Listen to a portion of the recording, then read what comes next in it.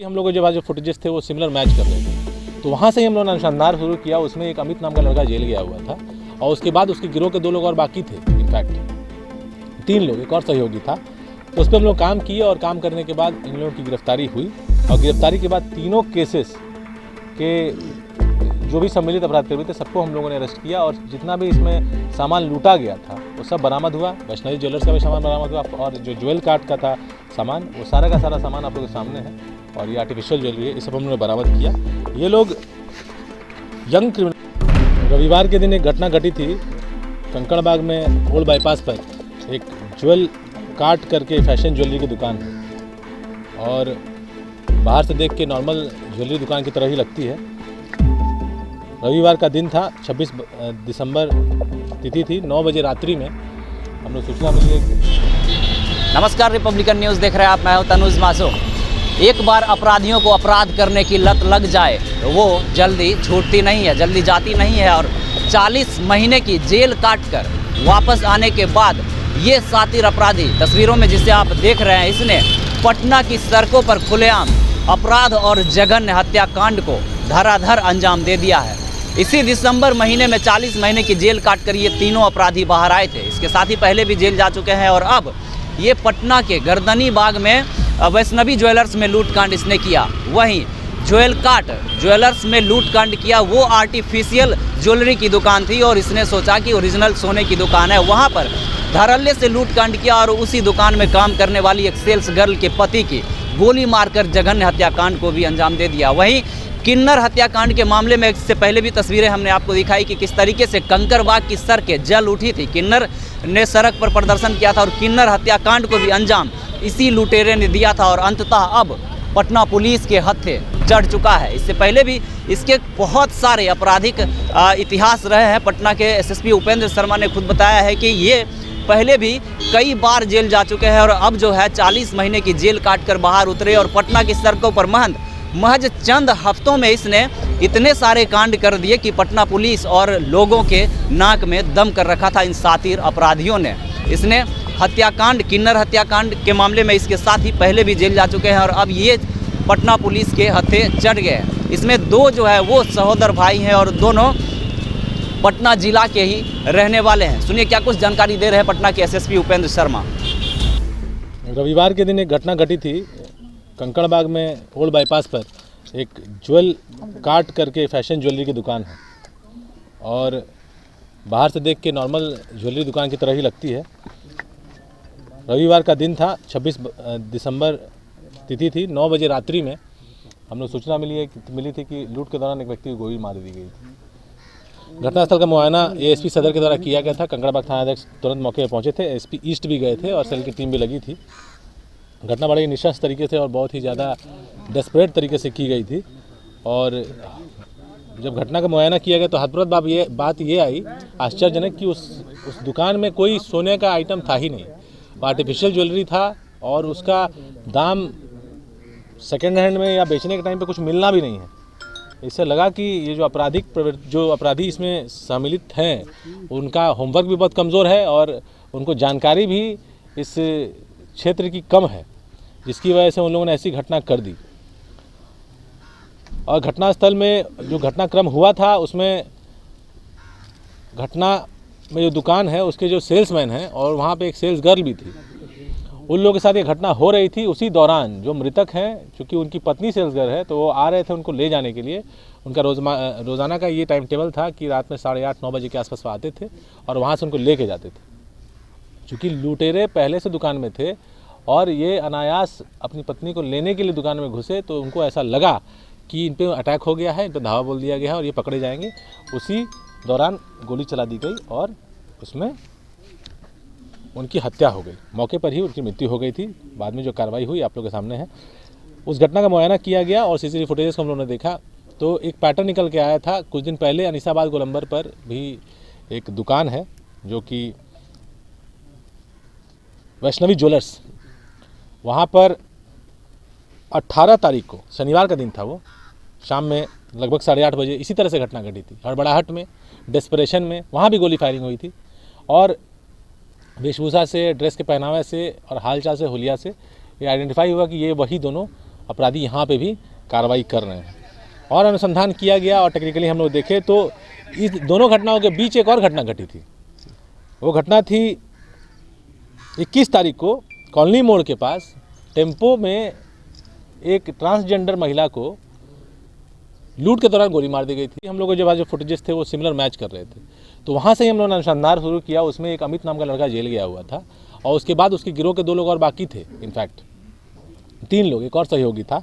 तो उस पर हम लोग काम किए और काम करने के बाद इन लोगों की गिरफ्तारी हुई और गिरफ्तारी के बाद तीनों केसेस के जो भी सम्मिलित अपराधकर्मी थे सबको हम लोगों ने अरेस्ट किया और जितना भी इसमें सामान लूटा गया था वो सब बरामद हुआ। वैष्णवी ज्वेलर्स का भी सामान बरामद हुआ और जो ज्वेल कार्ट का था सामान, वो सारा का सारा सामान आप लोगों के सामने है।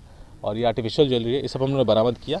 ये लोग यंग क्रिमिनल्स हैं लेकिन बहुत डेस्परेट हैं। इनका पुराना इतिहास भी बहुत ही सुसज्जित है।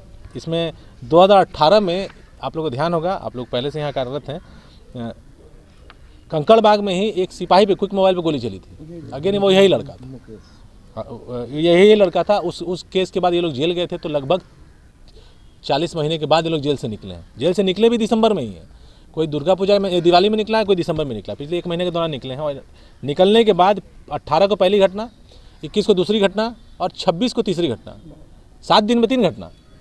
तो इनका पकड़ना एक बहुत ज़रूरी हो गया था। इसके लिए हम लोगों ने पूरी ताकत से इनके पीछे कार्रवाई की थी। इसमें कंकड़बाग थानाध्यक्ष ने उल्लेखनीय कार्य किया है और एएसपी सदर ने भी बहुत ही त्वरित गति से इसमें अनुश्रवण करते हुए कार्रवाई कराई है। विदिन 24 आवर्स ज्वेल कार्ट के उद्भेदन की वजह से तीनों केसेस का उद्भेदन हुआ और कम से कम जो डेस्परेशन से जो क्राइम ये कर रहे थे इस पर लगाम लग गई। नहीं तो अदरवाइज़ ये लोग नए साल आते आते और भी ये घटना कर सकते थे। इनका जो आपराधिक इतिहास है उसमें कई लूट के केसेस और अटेम्प्ट टू मर्डर के केसेस हैं। फिलहाल अभी वर्तमान में इनके ऊपर 3 केसेस हैं, एक तो ज्वेल कार्ट वाला और वैष्णवी ज्वेलर्स वाला और एक जो ट्रांसजेंडर महिला की हत्या हुई थी। ये तीनों केसेस में इन लोगों को जेल भेजा जा रहा है। इनका एक साथी पहले से है जो कि उस केस में भी था, वैष्णवी वाले में भी था, और ये ज्वेल कार्ट में उसकी सहभागिता नहीं है कि उसके पहले वो जेल जा चुका था। बरामदगी में इनके पास से 2 पिस्टल है, 3 मैगजीन है, खोखा 3 है, जिंदा कारतूस 7 है। घटना में जो प्रयुक्त मोबाइल था एक बाइक जो था, एक हीरो होंडा ग्लैमर जिससे ये लोग काम कर रहे थे, और लूटा हुआ मोबाइल ये वैष्णवी ज्वेलर्स से जो वहाँ मोबाइल लूटा गया था वो। और भी घटनाक्रम जो था वो बहुत ही डराने वाला था क्योंकि उस घटना स्थल पर महिला और बच्चे भी थे और जिस तरह के डेस्परेट ये लोग क्रिमिनल्स हैं, और गोली चलती तो वहाँ और भी जघन्य कांड हो सकता था। उसका कुछ रकम बरामद हुआ है, 38,150 रुपये भी बरामद हुए हैं।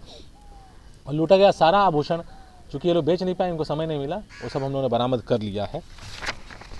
और जो गिरफ्तार अपराधकर्मी है इनका नाम है शंकर कुमार, ये रहने वाला है धनरुआ का। दूसरा है गणेश कुमार, ये भी रहने वाला धनरुआ का। ये दोनों भाई हैं। घर से ये लोग बिल्कुल लावारिस हैं। इनके पिताजी जो हैं वो ठेला खींचते हैं, गांव से इनका कट ऑफ है और कंकड़बाग में यही पुल के नीचे वो रहते हैं। लेकिन ये दोनों भाई गलत काम में संलिप्त हैं, अपने दोस्तों के साथ रहते हैं, उनके परिवार से कोई लेना देना नहीं है। तीसरा अपराधकर्मी कन्हैया कुमार और शाहरुख, ये नवादा का रहने वाला है, ये भी घर छोड़ के भागा हुआ है और इसका भी घर से कोई लेना देना नहीं है। तो कुल मिला के लोग वैगाबॉन्ड हैं, डेस्परेट अपराधकर्मी थे और इनको पकड़ने से हम लोग को थोड़ी सी राहत की सांस है। अदरवाइज़ पिछले 1 महीने से, एक हफ्ते से हम लोग के थोड़े से शांति में इन लोगों ने, इनफैक्ट पब्लिक के लिए भी इन लोगों ने बहुत ज़्यादा खतरे का माहौल क्रिएट कर दिया था। घटना में एक ही गिरोह था, एक ही गिरोह नहीं है ये। आप देखिए जिस तरह का मैं बता रहा हूँ, उम्र इनकी 20-21 साल है और इन लोगों से जब बात करके हम लोग देख रहे हैं तो टोटली डिरेल्ड इंडिविजुअल हैं। इनका भविष्य मुझे फ़िलहाल तो अपनी तरफ से नहीं दिखाई दे रहा है और ये भी नहीं लग रहा है कि इनको कोई सीख होगी। अभी वर्तमान में ये लोग जेल जाएंगे, उसके बाद चूँकि इस केसेस में बहुत एविडेंस है, सारी की सारी बरामदगी है, फुटेजेस हैं, हथियार है, मोबाइल भी रिकवर है, मोबाइल विक्टिम का है, तो सब पहचान होगा, TIP इसका होगा। ऐसी परिस्थिति में इसमें सज़ा होना इनका संभावित है। तो हो सकता है कौन चलाया था उस दिन? अब गोली कौन चलाया था डिपेंड करता है, क्योंकि 2 हथियार है और दोनों से गोली चली होगी, वो तो हम लोग फैसले में मिलान कराएंगे।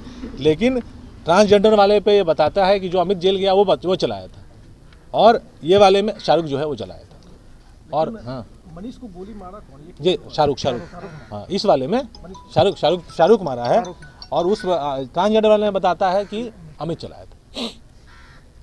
अमित तो जेल चला गया ना। मूल्य का आकलन हो पाए कितने का? नहीं, अब देखिएगा क्वांटिटी देखिएगा तो लगभग 1 किलो सोना है ये, लेकिन सोना नहीं है। तो ऐसी परिस्थिति में 1 करोड़ का लूट कर चुके थे ये लोग। टोटल आर्टिफिशियल है ना? हाँ, ये आर्टिफिशियल ज्वेलरी है। हम लोग को भी आश्चर्य हुआ, पहले लगा ये जब घटना आई कि हो सकता है कि कोई दुश्मनी तो नहीं है, लेकिन जब मौका वारदात का मुआयना किया गया तो लगा कि नहीं, ये तो प्रॉपर लूट की घटना हो रही है। इनको जानकारी नहीं है, ये जो लुटेरे हैं इनको नहीं पता है कि जिस दुकान में ये लोग घुसे हैं, बिकॉज वहाँ पे 40,000 कैश भी था, उसको नहीं लिया इन लोगों ने। और तीनों डब्बा, ये सब डब्बा वहीं का है, इसमें लाद के लोग लेके गए। ये लोग का गिरफ्तारी कहाँ से हुई है? कंकड़बाग थाना क्षेत्र से हुई है। तीनों का। हाँ ठीक है, राजधानी में एक बार कराएंगे, बताएंगे, हो जाता तो बताते हैं।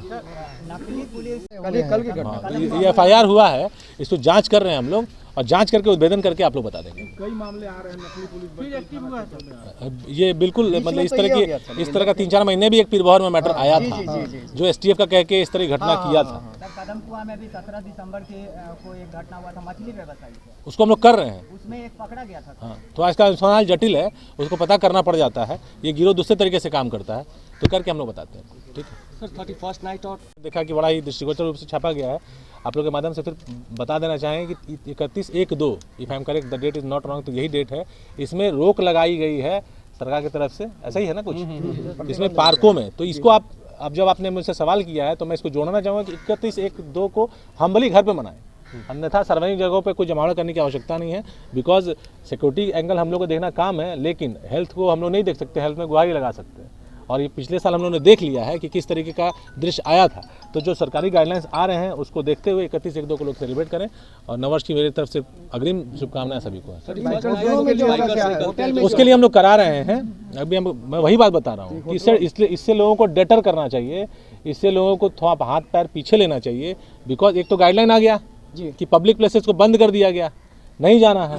ऐसी परिस्थिति में पार्टीज़ का भी जो आयोजन करने वाले हैं उसको भी इस चीज़ को माइंड में रखते हुए कुछ काम करना चाहिए। दूसरी बात है कि जिस तरह से हम लोग ने पिछले दिनों कार्रवाई की थी, वो कार्रवाई हम लोग कल से करा रहे हैं, और 28 से लेकर हम लोग 1 तारीख तक ये ड्राइव होटल्स में, लॉजेस में, बैंक्वेट हॉल्स में, जहाँ भी इस तरह की पार्टीज़ होने की संभावना होती है वहाँ करा रहे हैं, खास करके शराबबंदी के दृष्टिकोण से।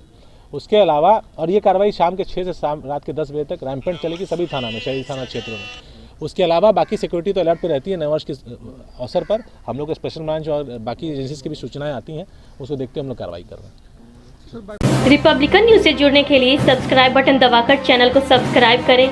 नोटिफिकेशन प्राप्त करने के लिए यहाँ बेल को दबाएं।